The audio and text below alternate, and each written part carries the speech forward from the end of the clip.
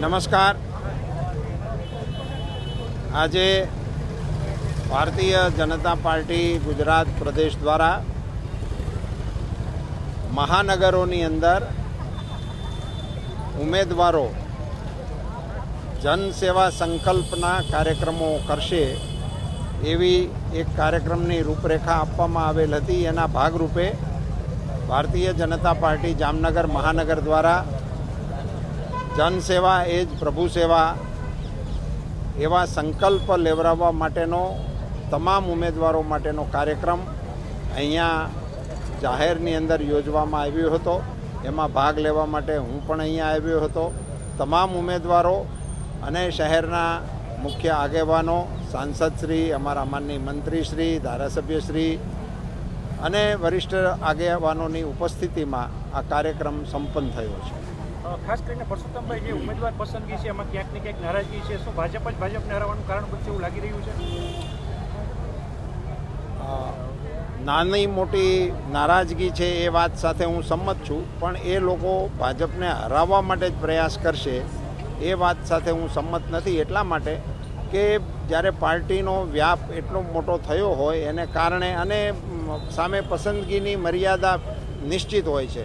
સમજો કે ગુજરાતની અંદર 182 ધારાસભ્ય તરીકે ઉમેદવારોને આપણે પસંદ કરવાના હોય તો ગુજરાતમાં ભારતીય જનતા પાર્ટીના માત્ર 182 જ કાર્યકર્તા એવા ના હોય કે જે ધારાસભ્યના પદ માટે લાયક હોય। અને એનો બીજો અર્થ એવો પણ ના કરી શકાય કે જેમને નથી પસંદ કર્યા એ ધારાસભ્ય માટેની લાયકાત નથી ધરાવતા, પણ એ કોન્સ્ટિટ્યુશનલ મર્યાદા છે। એના મર્યાદામાં જ આપણે પસંદ કરવું પડે। એટલે દર પસંદગી વખતે આ એક સ્વાભાવિક ભારતીય જનતા પાર્ટી હોય કે કોઈ પણ પાર્ટી હોય એની અંદર આવા મુદ્દા ઉપસ્થિત થતા હોય છે।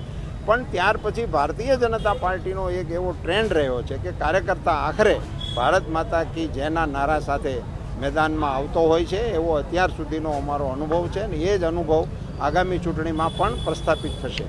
ખાસ કરીને કડવા પટેલ સમાજની અહીંયા 2 સીટ હતી, એમાં એક જ ઉમેદવાર નીમવામાં આવ્યો છે, ક્યાંક અપમાન પણ થયું છે એવું જ્ઞાતિઓમાં ચર્ચાઈ રહ્યું છે।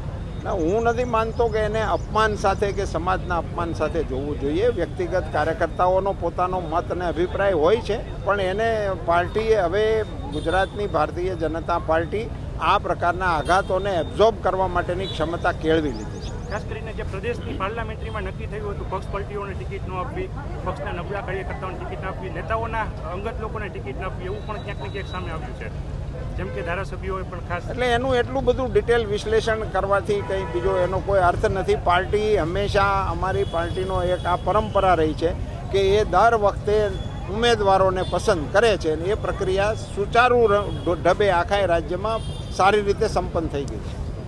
ધન્યવાદ। Thank you.